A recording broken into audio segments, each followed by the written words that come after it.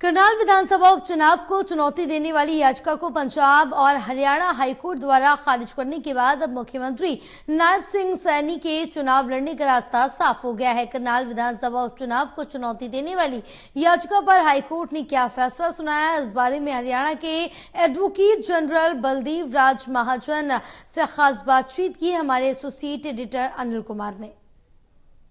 करनाल उपचुनाव को लेकर दायर की गई याचिका पर आज पंजाब एवं हरियाणा हाईकोर्ट में क्या कार्रवाई हुई, इस मेरे साथ हैं हरियाणा के एडवोकेट जनरल बलदेव राज महाजन। इनसे जानते हैं कि आज इस मामले में क्या कार्रवाई हुई है। करनाल बाई इलेक्शन जो पुराने मुख्यमंत्री जी के सीट रिजाइन करने के बाद खाली हुई थी, उसको इलेक्शन कमीशन ऑफ इंडिया ने 16 मार्च को नोटिफाई किया था कि जनरल इलेक्शन के साथ ही उस करनाल असेंबली कंस्टिट्यूंसी का भी इलेक्शन करवाया जाएगा। उस इलेक्शन को चैलेंज करने के लिए करनाल के एक वोटर ने पिटीशन फाइल करी थी कि क्योंकि असेंबली की टर्म जो है वो 1 साल से कम रह गई है, तो इसलिए उसका इलेक्शन नहीं कराना चाहिए। और उसका ये कहना था भी करनाल के साथ साथ अकोला एक कंस्टिट्यूंसी है महाराष्ट्र में, उसका भी बाई इलेक्शन नोटिफाई किया गया था। उसी नोटिफिकेशन के थ्रू जो बॉम्बे हाई कोर्ट ने उसको क्वाश कर दिया था कि 1 साल से कम टर्म होने के कारण उसका इलेक्शन नहीं होना चाहिए। उस पिटीशन पे कल सारा दिन कोर्ट ने आर्गूमेंट सुनी थी। लंबी आर्गूमेंट सुनने के बाद उसका डिसीजन आज कोर्ट ने प्रनाउंस किया है और जो वो पिटीशन है वो डिसमिस कर दी गई है। कोर्ट ने कानून की इंटरप्रिटेशन करते हुए रिप्रेजेंटेशन ऑफ पीपल एक्ट के सेक्शन 151A के नीचे कहा है कि जहाँ पे बाई इलेक्शन जो है कोई भी सीट खाली होती है तो करवाना जरूरी है। आमतौर पे ये 6 महीने के अंदर अंदर होना चाहिए। तो एक्ट में सिर्फ इतना प्रावधान है, यदि पीरियड 1 साल से कम रहता हो तो वहां पे 6 महीने के अंदर करवाना जरूरी नहीं है। आगे पीछे भी जो है इलेक्शन कमीशन कन्वीनियंस के हिसाब से करा सकता है, इमीडिएटली भी किया जा सकता है। तो उसको इंटरप्रेट करते हुए कोर्ट ने कहा है कि कोई एब्सोल्यूट बार नहीं है, तो इसलिए जो पीरियड है बेशक 6 महीने से कम है, इसमें इलेक्शन करवाने में कोई बार नहीं, कानूनी तौर पे कोई बार नहीं है। तो इसलिए कोर्ट ने पिटीशन डिसमिस कर दी है।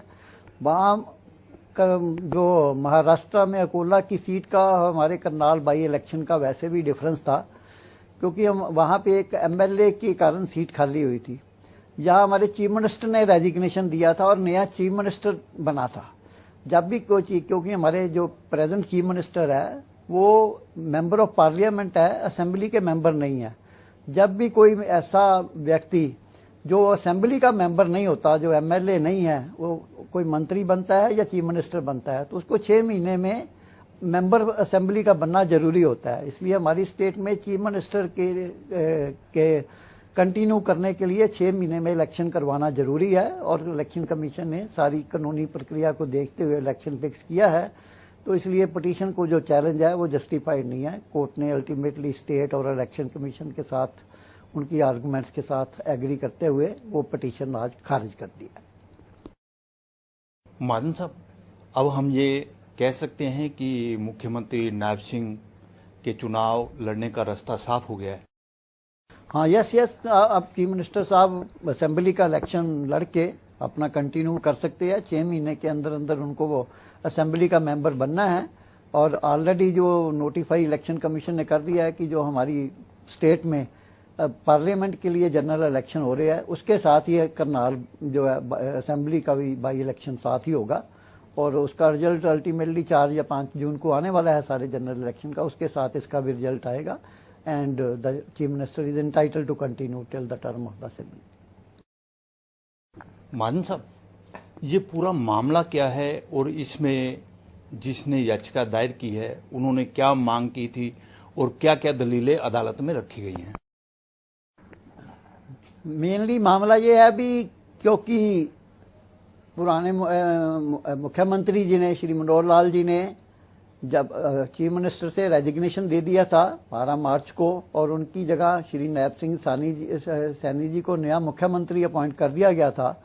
और उसके बाद पुराने मुख्यमंत्री जी ने 13 मार्च को अपनी असेंबली की जो सीट है वहां से भी रेजिग्नेशन दे दिया था और उसके कारण करनाल जो है असेंबली की सीट खाली हो गई थी। और हमारे जो नए मुख्यमंत्री है, क्योंकि वो असेंबली के मेंबर नहीं है, इसलिए उनको असेंबली का मेंबर बनना 6 महीने के अंदर अंदर जरूरी है। कॉन्स्टिट्यूशन ये प्रोवाइड करता है कोई भी ऐसा व्यक्ति जो असेंबली का मेंबर नहीं है वो 6 महीने तक जो है कंटिन्यू कर सकता है मिनिस्टर और चीफ मिनिस्टर के तौर पर। लेकिन यदि वो 6 महीने में इलेक्शन नहीं कंटेस्ट करता और इलेक्ट होके नहीं आता तो फिर उसके बाद ही will cease to be continue as a minister और द चीफ मिनिस्टर। तो इसलिए वो चीफ मिनिस्टर साहब का इलेक्शन 6 महीने में लड़के असेंबली का मेंबर बन के आना जरूरी था। तो उसके कारण से इलेक्शन कमीशन ने ये नोटिफाई करी थी बाई इलेक्शन जो है जनरल इलेक्शन के साथ करवाया जाएगा। लेकिन उसको एक करनाल के इलेक्टर ने जो वोटर है उसने चैलेंज किया था, क्योंकि इसमें असेंबली का पीरियड 1 साल से कम है, इसलिए इलेक्शन नहीं करवाया जाना चाहिए। और उसमें एक महाराष्ट्र के कोला सीट का एग्जाम्पल दे रहा था कि वहां पे भी पीरियड कम होने के कारण कोर्ट ने मना कर दिया था भी नहीं कराया जाना चाहिए।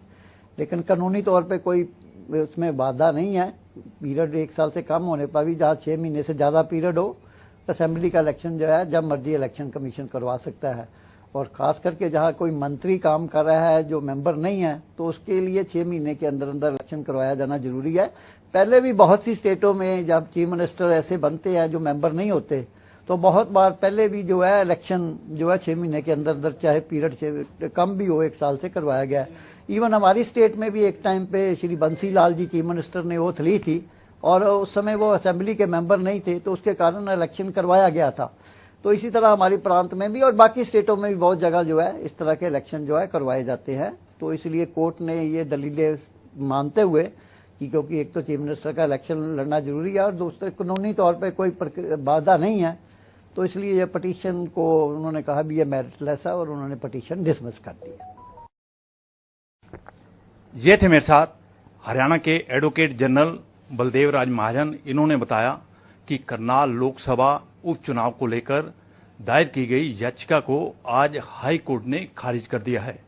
इसके साथ साथ इन्होंने ये भी कहा कि अब मुख्यमंत्री नायब सिंह सैनी के चुनाव लड़ने का रास्ता साफ हो गया है। Anil Kumar, total news, Chandigarh.